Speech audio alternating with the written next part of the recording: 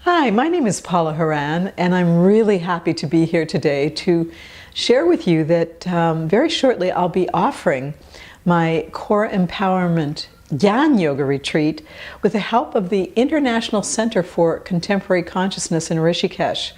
I've always liked doing this particular retreat in places like the Himalayas and also, for example, in China, in the 5 sacred Buddhist sites. And Rishikesh is an all-time favorite of mine for many years. And so I'm really happy to announce that we will be back there in May, starting May 28th till June 3rd. And I also want to mention too that this may be my last retreat for several years, because I will be spending some time after June of 2017 in the Himalayas, and I won't be coming down for a while. So for those of you who've been wanting to do this retreat with me for a long time and maybe haven't had that opportunity, I do suggest you consider signing up, because it will truly be a while before I do this one again. And so what is the Core Empowerment Retreat? Well, and what is Gyan Yoga? Well, Gyan Yoga, as many of you I'm sure have heard, is the highest form of yoga.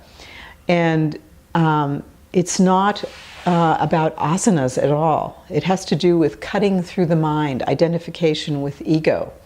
So, you know, I've heard some people discuss Gyan Yoga and say that, well, Gyan Yoga is the yoga of knowledge.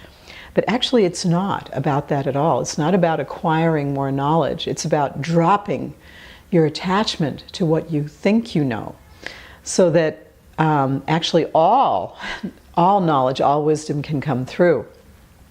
And in this retreat, what I do is I share some of the highest teachings, but in a very contemporary way. So doing it at this particular institute is perfect, because what I'm doing is I'm taking very ancient teachings from both the Hindu and the Buddhist tradition, from Advaita Vedanta and from the Dzogchen teachings of Tibetan Buddhism, which are the highest teachings in Tibetan Buddhism, and bringing them into people's lives in a very contemporary way.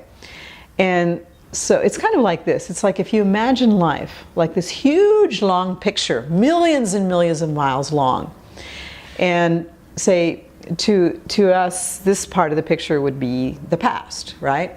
And that end would be the future. And here we are right now in this little room here, and I can see the walls and the artwork on it, and through my 5 senses I can see out the window and a little further and hear the plane going by. But basically, because of the 5 senses, it appears to me that things happen in a linear fashion. Things happen one after another. And that's why as human beings we've created a concept called time, past, present, future, and also space.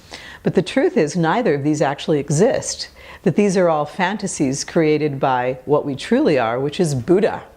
Buddha truly means awareness. So what we are actually is awareness dreaming this whole dream. It's kind of like what we truly are is like Buddha. If you can imagine yourself as Buddha sitting on top of this whole big picture, dreaming the picture. And what each of us is like a little fragment of that picture. You know, as the character, for example, called Paula, as long as I don't identify with Paula, I can actually enjoy being. It's kind of like this, you know, years ago I studied Shakespeare, I was in theater. And to do like a tragedy, say if I'm doing a Greek tragedy, to do really well, I'd have to identify with that character on stage. And really get into it. Oh, you're no longer, and really get into it, right? But then, think about it, when I go home that night, when the play is all over, am I still suffering over that tragedy? No.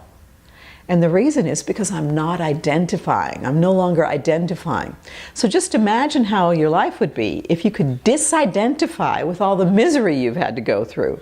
You know, usually what happens is when uncomfortable things happen, like the death of a loved one, the death of a relationship, so many things that happen to us, we're so identified, you know, and as a result, we suffer. Well, just imagine if you could disidentify from all of this.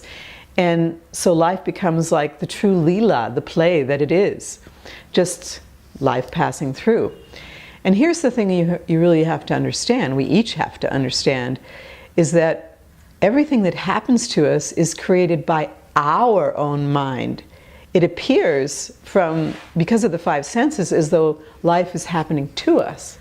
But the truth is, what's happening is, it's like when you take birth. There are two kinds of karma which take birth.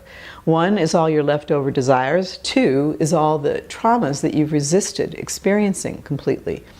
And so what happens, in effect, is that as we grow into childhood and then adulthood, we start attracting to us all of the things that are stored karmically. In other words, all the leftover desires is what we're going to go after. And the things that have traumatized, that we're in resistance to, we also attract those things too. It's kind of like the great psychologist Carl Jung once said, whatever you resist persists. And of course we naturally resist all of the traumas that are stored throughout the body-mind. So in the retreat, what we'll be able to do is to complete lifetimes of karma through a number of different practices we'll be doing. And then, most importantly, learn how to be present right now in the present moment, and how not to keep creating more karma in every moment. Because here's the bottom line. As long as we're identified with either the desire we're clinging to or with whatever we're resisting, then that gets crystallized and then brings more of the same. So anyway, I want to welcome you to the Gyan Yoga Retreat to Core Empowerment in May, and I really look forward to seeing all of you there. Thank you so much.